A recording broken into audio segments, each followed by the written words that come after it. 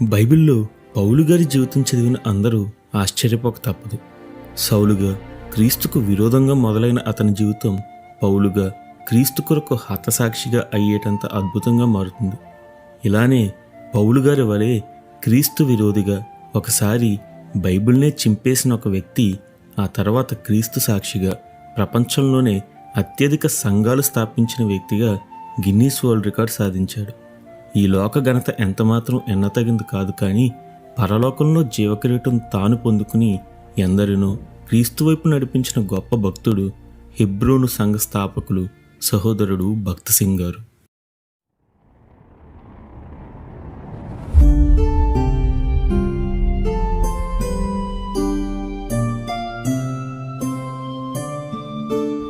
భక్త్ సింగ్ గారు 1903 జూన్ 6వ తేదీన పంజాబ్లో లాహోర్లో జన్మించారు.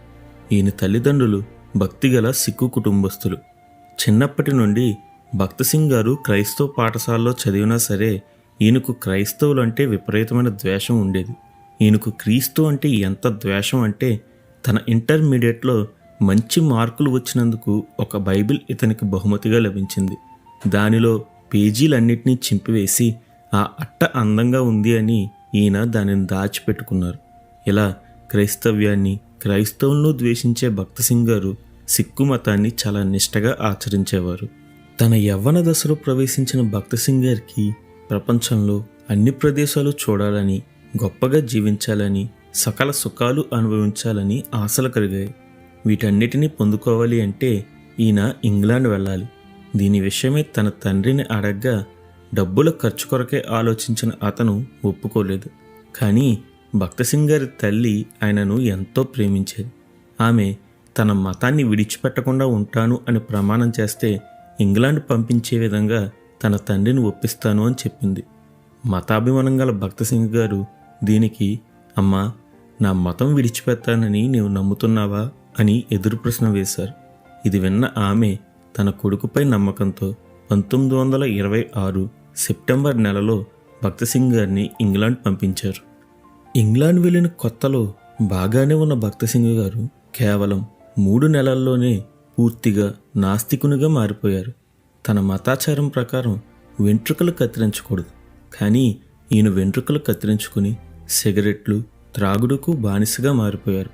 డ్రామాలకు, నాట్యగృహాలకు తరచుగా వెళ్తుండేవారు. తాను సిగరెట్లు ఉంచుకునే బంగారు పెట్టెను గర్వంగా అందరికీ చూపేవారు. ఇలా ఇంతలా పాపంలో మునిగిపోయిన ఈయనకు శాంతి, సంతోషం మాత్రం లేదు. ఇండియాలో సాధారణ జీవితం జీవిస్తున్నప్పుడు ఇంగ్లాండ్లో సుఖ సంతోషాలు ఉంటాయి అనుకున్న ఈయనకు ఈ గురిలేని జీవితం ఇంకా నిరాశను నింపింది. ఇదిలా ఉండగా 1928 సంవత్సరం తన స్నేహితులతో ఈయన కెనడాకు ఒక ఓడలో వెళ్ళుటకు అవకాశం లభించింది. ఇదే సమయంలో 1928 ఆగస్టు 10న ఓడలో మొదటి తరగతిలో దైవారాధన జరుగుతుండటంతో ఓడలో అందరికీ అక్కడకు ఆహ్వానం లభించింది. ఓడలో మొదటి తరగతి చాలా బాగుంటుంది అని విన్న భక్త్ సింగ్ గారు తన స్నేహితులతో కలిసి ఆ దైవారాధనకు వెళ్ళారు. పాస్టర్ గారు ప్రసంగం చేసే సమయంలో ఈయన నిద్రపోయారు. ప్రార్థించే సమయంలో అందరూ మోకరించడంతో తెలివి వచ్చి బయటకు వెళ్ళిపోదాం అనుకున్నారు.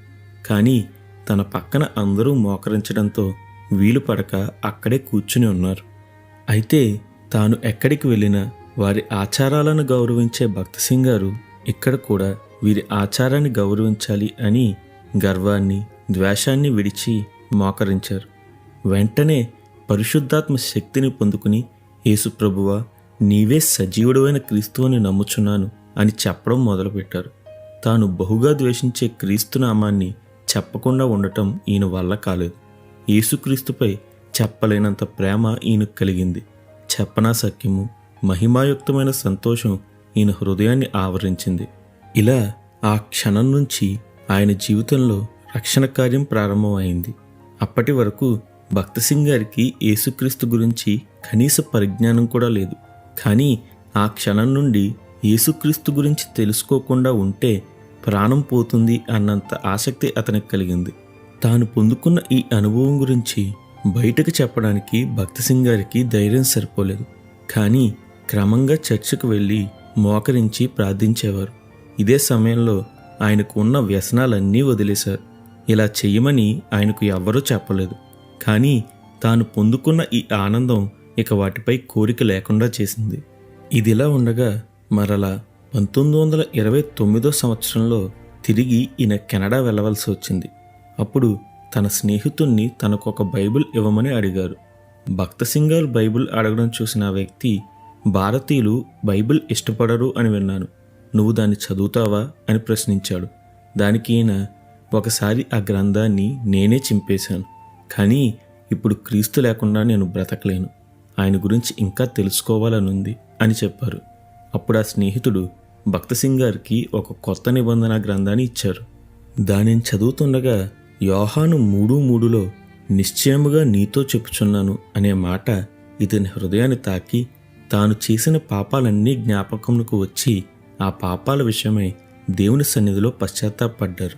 ఆ తర్వాత గొప్ప శాంతి, తేలికైన హృదయం అతనికి లభించింది. ఇదిలా ఉండగా క్రిస్మస్ సమయంలో ఒక స్నేహితుడు భక్త సింగ్ గారికి ఏ బహుమతి కావాలి అని అడిగారు. తన వద్ద డబ్బులు లేనందున వారికి తిరిగి బహుమతి ఇవ్వలేను అని చెప్పి ఏ బహుమతి వద్దని చెప్పారు. కానీ అతడు పట్టుపట్టడంతో నాకు ఒక బైబిల్ కావాలి అని చెప్పాడు. అప్పుడు అతను భక్త సింగ్ గారికి ఒక కొత్త బైబిల్ కొనిచ్చారు.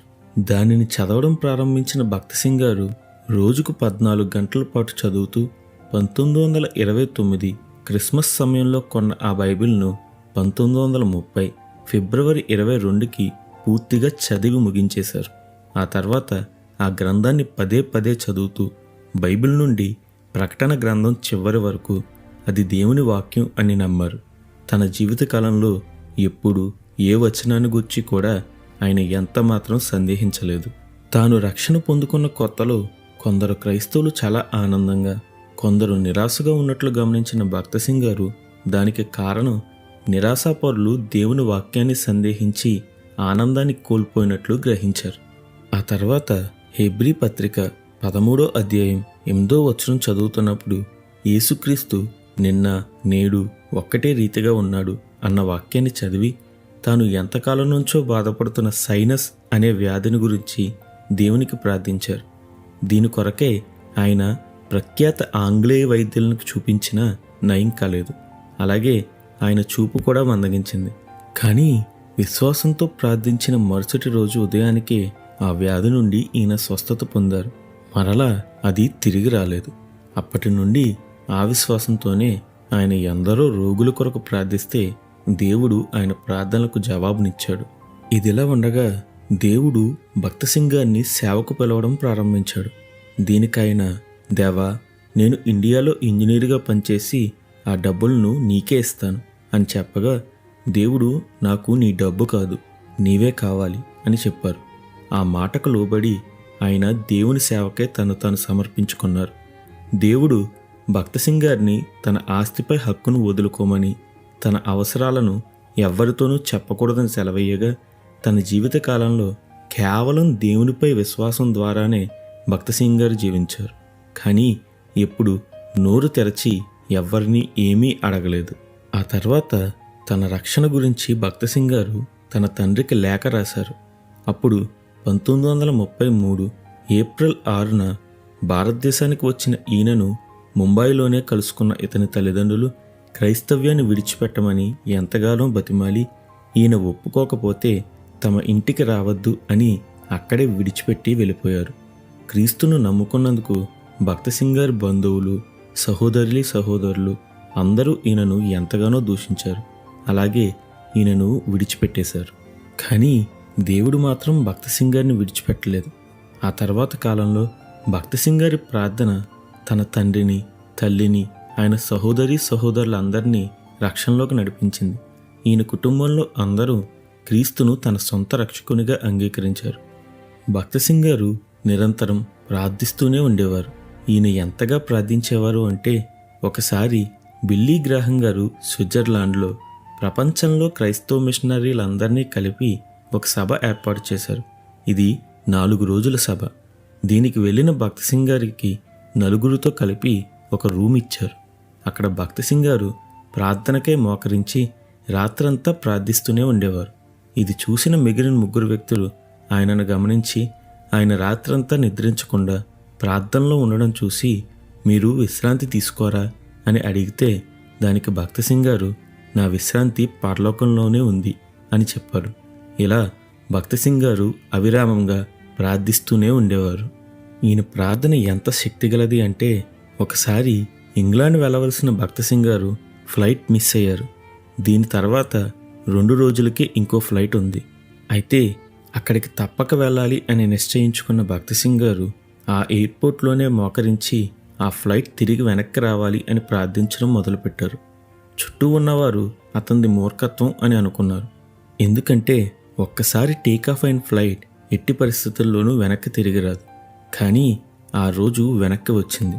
ఆ ఫ్లైట్లో ఇంగ్లాండ్ రాజవంశస్థురాలు ఒకరు తన ఖరీదైన ఉంగరం వాష్రూంలో వదిలి వచ్చేసింది. ఆమె కోసం ఫ్లైట్ వెనక్కి వచ్చింది. ఇలా భక్త సింగ్ గారి ప్రార్థనకు జవాబుగా దేవుడు ఆ ఫ్లైట్ని వెనక్కి తెప్పించారు. అప్పుడు దానిలో భక్త సింగ్ గారు ఇంగ్లాండ్ వెళ్ళారు. భక్త సింగ్ గారు హిందీ, ఇంగ్లీష్, పంజాబ్, ఉర్దూ భాషల్లో బోధించేవారు. India, Pakistan, Sri Lanka, Australia, America దేశాలలో ఈయన 10,000కు పైగా సంఘాలు స్థాపించి గిన్నీస్ బుక్లో అత్యధిక సంఘాలు స్థాపించిన వ్యక్తిగా పేరు పొందారు. కేవలం విశ్వాసం ద్వారా ఎన్నో కోట్ల రూపాయలతో సంఘాలు స్థాపించిన ఈయన ₹1 కూడా తన కొరకు దాచి ఉంచుకోలేదు. ఇలా అవిరామంగా దేవుని పరిచర్యలో కొనసాగిన భక్త సింగ్ గారు 2000 సంవత్సరం సెప్టెంబర్ 17న ప్రభువు దగ్గరకు కొనుపోబడ్డారు. తన జీవితంలో ఎంతో గొప్ప దేవుని సేవ చేసిన భక్త సింగ్ గారు మోకాళ్ళ ప్రార్థన, బైబిల్ పఠనమే తన పరిచర్య రహస్యం అని చెప్పుకొచ్చారు. అవును కదా, మన దేవుడు తన మీద విశ్వాసంతో ఎవరైనా ప్రార్థన చేస్తే వారి కోసం అద్భుతాలు చేస్తాడు. ఇంత గొప్ప దేవుని కలిగి ఉన్న మనం ఎంతైనా ధన్యులు. యేసుక్రీస్తు నామానికి నిత్యం మహిమ కలుగునుగాక. ఆమెన్.